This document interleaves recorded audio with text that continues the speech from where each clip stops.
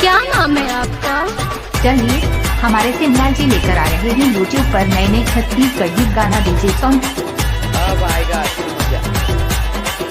अच्छा नाचना वो। अच्छा